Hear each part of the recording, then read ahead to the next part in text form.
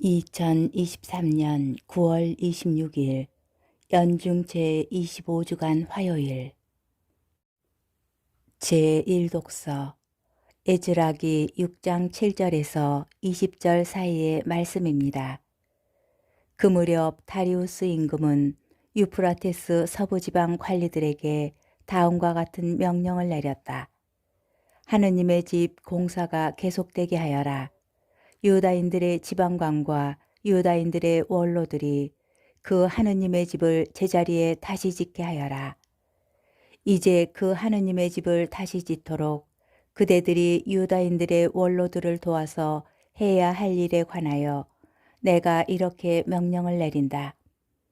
왕실 재산 곧 유프라테스 서부지방에서 받는 조공에서 지체하지 말고 그 사람들에게 어김없이 비용을 내어 주어라. 나 다리우스가 명령을 내리니 어김없이 시행하여라. 유다의 원로들은 학가의 예언자와 이또의 아들 츠카리아가 선포하는 예언에 힘입어 건축 공사를 순조롭게 진행하였다. 그들은 이스라엘의 하느님의 명령과 페르시아 임금 키루스와 다리우스와 아르타크 세르크세스의 명령에 따라 건축 공사를 마칠 수 있었다. 그리하여 이 집이 완공된 것은 다리우스 임금의 통치 제6년 아다르 달 초 사흔날이었다. 이스라엘 자손들 곧 사제들과 레위인들과 돌아온 나머지 유배자들은 기뻐하며 하느님의 집 봉헌식을 올렸다.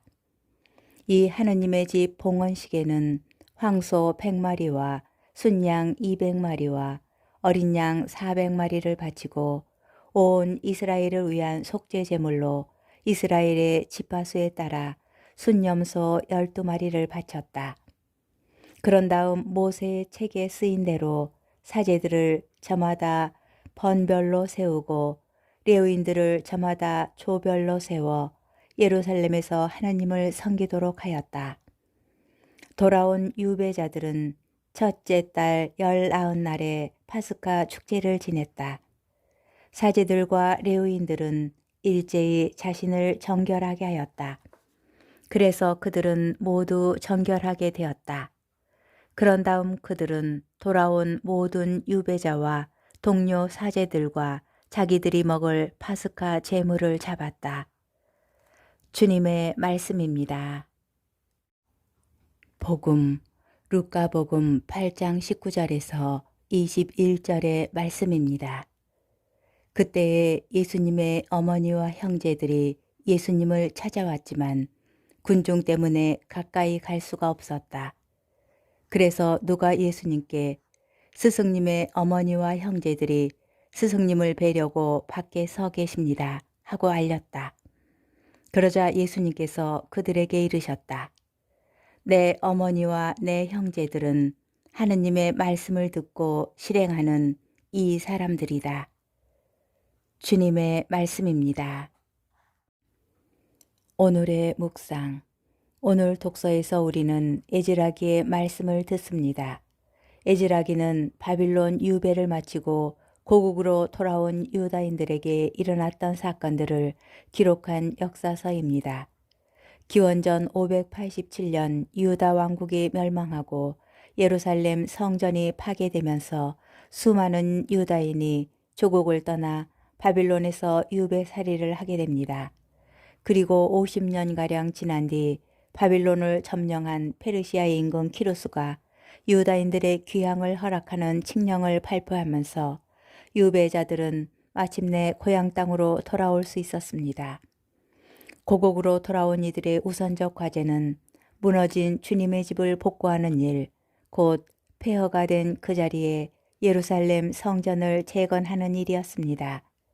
재건 공사를 시작하며 그들이 느꼈던 벅찬 감격과 기쁨은 이렇게 묘사됩니다. 주님의 옛집을 보았던 많은 노인들은 자기들의 눈앞에서 이 주님의 집 기초가 놓인 것을 보고 목 놓아 울었다. 그러는가 하면 다른 많은 이들은 기뻐하며 목청껏 환호성을 올렸다. 그러나 그 뒤 공사는 순조롭게 흘러가지 못합니다. 그들을 시기하던 적대자들이 성전 건축을 방해하는 이런저런 일을 꾸미면서 공사가 중단되는 시련을 겪어야 하였습니다.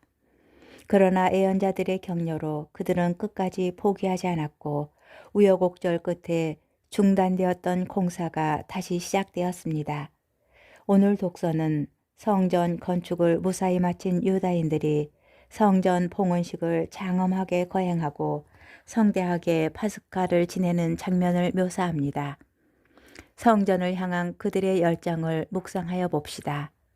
유다인에게 성전은 하느님께서 임마누엘 곧 당신 백성과 함께 계심을 가시적으로 드러내는 표징이었습니다. 유배에서 돌아온 이들이 가장 중요하게 여겼던 일은 다름 아닌 하느님 모시기였습니다. 성전을 재건함으로써 하느님과 이전에 맺었던 관계를 되찾고자 한 것입니다. 하느님의 새 백성이 된 우리도 하느님 모시기를 그 어떤 일보다 앞세워야 할 것입니다. 그런데 놀라운 신비는 임마누엘로 오신 예수님을 영성체로 모시는 바로 우리 각자가 이제 하느님의 새 성전이 되었다는 사실입니다. 여러분이 바로 하느님의 성전입니다.